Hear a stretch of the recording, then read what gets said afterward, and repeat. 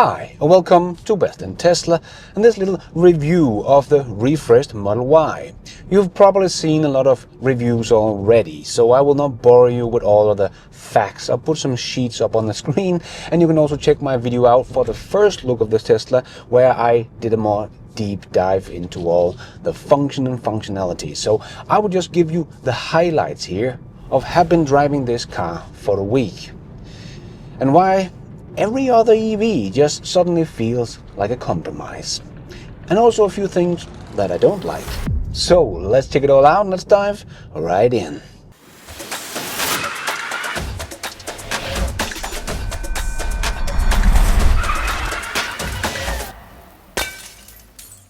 So one of the head turners is the amazing light bar that really is something special. As you drive the Model Y at dusk, the real light bar comes to life, casting a soft diffuse glow that feels less like a car's tail light and more like a piece of modern art. It's a subtle detail, but one that sparks a quiet sense of wonder, making every nighttime drive feel just a little bit more special. Tesla chose to hide the light source and let its reflection create a unique signature that turns head and steer conversation, and also make it look very nice when it's not turned on. But that afterburner effect is just very, very good looking. The inside of the cabin, there's no clutter, there's no chaos. It's just a quiet, minimalistic bubble that clears your mind. The ambient light adjusted to your mood bathes the cabin in a soft glow that feels like a warm hug after a long day. It feels like sitting in a little lounge-like atmosphere, just without all the many people. Combine all of that with the fact that the car can drive itself. Here in Europe, we are still waiting for the supervised full self-driving, but just the autopilot we have today in Europe, where the car handles all the busy highway, you can just sit back and relax while you keep an eye on it, making the drive such a relaxed and calm experience. One of the most noticeable updates is the sound, or rather lack thereof, because the Model Y refresh is remarkably quiet. And this wasn't achieved by slapping in extra insulation, as Sandy Monroe has also shown in his video about the car. Tesla engineered the silence from the ground up by refining tire designs, reinforcing the vehicle body by up to 7% in torsional stiffness, and changing suspension attachment point to reduce noise, vibration, and harshness. Suspension motion dynamics were also completely overhauled for a more complained ride, softer rear damping, and better road impact absorption. Even the side mirrors were tweaked with a subtle ridge that reduced wind noise and drag, something you will especially notice while cruising on the highway. It is so quiet in here. You can hear whisper.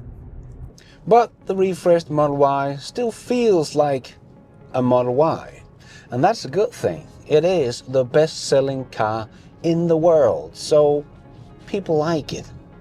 And I'm used to driving Teslas, as I have not owned anything else for the last 6 years, so perhaps the most notable innovation that feels very different when you're used to drive a Tesla lies in the new hydraulic by-wire braking system. Instead of relying entirely on traditional hydraulic mechanics, Tesla uses a motor-driven brake booster to improve pedal consistency, faster reaction time, and less drag from brake pad friction. This system also allows for more regenerative braking, even when not heavily pressing the accelerator pedal. Even though there is still a hydraulic backup as safety demands, the driving experience is now smoother, more responsive, and more energy efficient. So driving the Model Y here in the ever-changing weather of Denmark has been a joy. This Model Y speaks to everyone.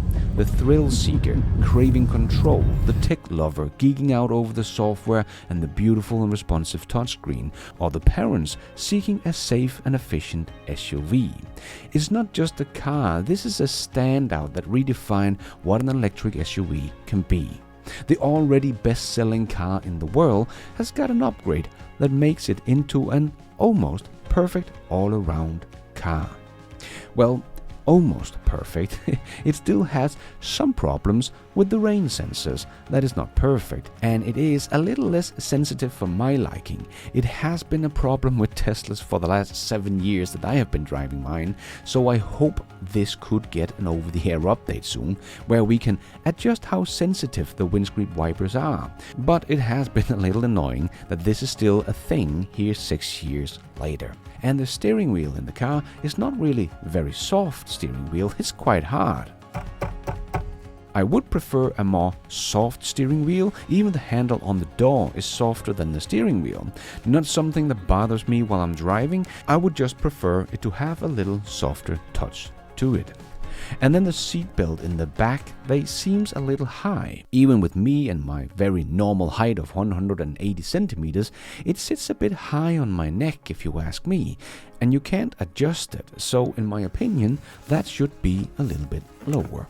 But that is basically what I can find of things I don't like about the car, because the build quality, both inside and outside of the car that is coming from the Berlin factory, is just perfect. There is no squeak or noise on the inside when you're pressing stuff. It all just feels very solid and well built. And on the outside, there are no uneven panel gaps and bad fit and finish. It's all just very well made. So the world's best-selling car has just got so much better in every little aspect of the car. 70% of the car has been re-engineered, and they have taken the time to rethink the whole car, from the big changes on the exterior design from the front to the rear that just looks very, very good, but also the small things you will not notice, like the new, better super manifold version 2 heat pump, which improved thermal efficiency and cooling capacity for the climate control system. This ensures that the cabin maintains a consistent, comfortable temperature, enhancing the lounge-like atmosphere. This is just the no-compromise electric car, the full package. You can of course buy something else, and there is a lot of choices and very nice EVs, but you will have to go on compromise on something. Let me explain what I mean. When it comes to practicality, for example, the cargo space in the Tesla Model Y has always been a standout feature. So much room that even people with big station cars thought they had more room. Like my sister, who thought the Dacia Logan MCV with its almost 600-liter trunk was the king of cargo space, until I showed her the specs of the Model Y that not only have 822 liters trunk including the sub-trunk, but also the 116 liters frunk.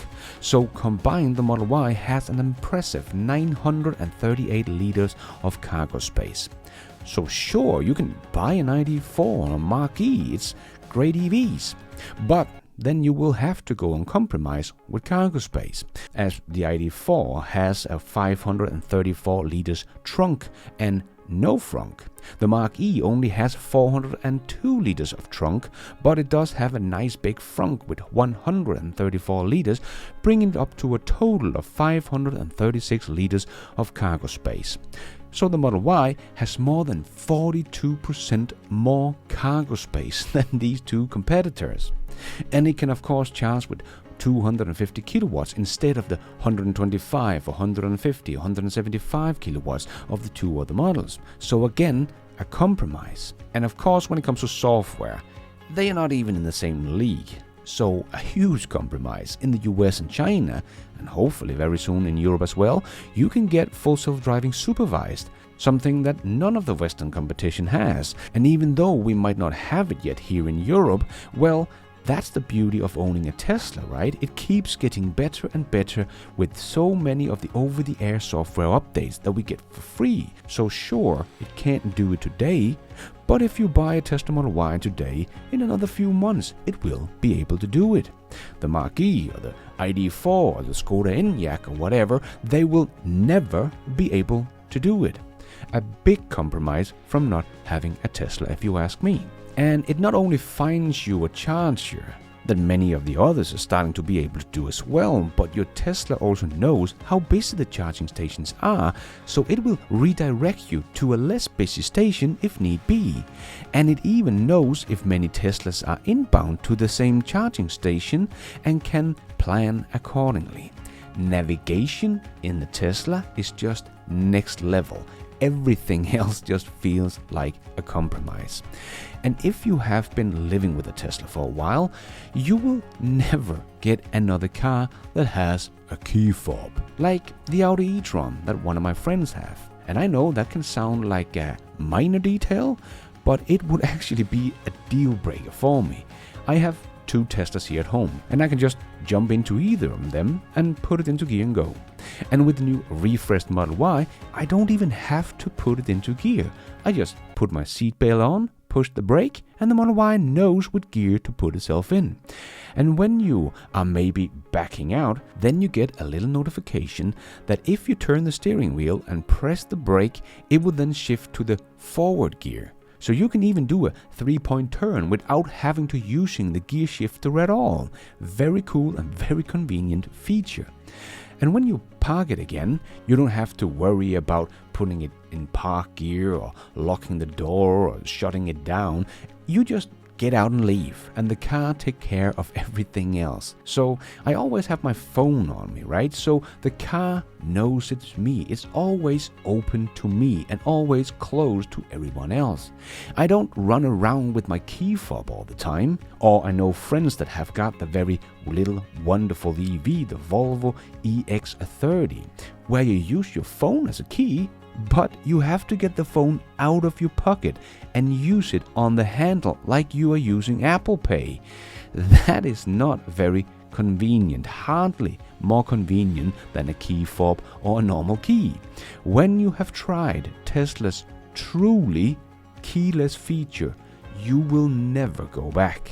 So people might think this is a minor detail, Lars, but when you have tried living with it for a while, you will never go back to anything that does not work as smooth and as seamless as this.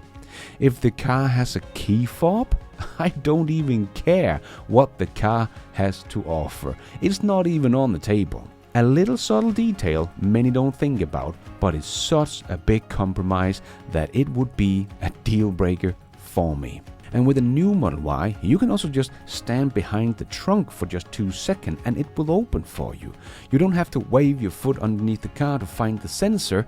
Very, very cool little feature. And of course, Tesla's has been shown to have the lowest maintenance cost and true cost of ownership of any brand. So not only do you get the best and safest car on the planet, but it will cost you less to maintain, according to Consumer Report. And not only that, because Tesla are also some of the most efficient EVs, so they will cost less per mile driven. That is also a compromise compared to anything else on the market. So you're really just going on compromise no matter what other electric car you buy compared to this refreshed Model Y, as the price is also very, very good. This car just feels like the best value for money you can get in the car market. But this wonderful car is of course not mine. So after a week of driving this wonderful car, I had to take it back.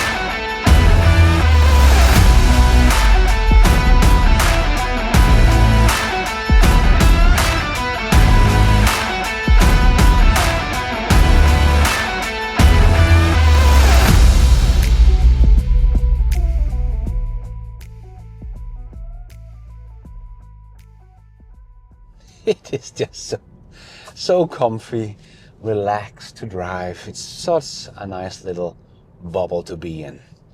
Well, that's all for this little review of the refreshed Model Y after 1 week of driving it. Thank you so much for watching, and until next time, take care out there and be nice.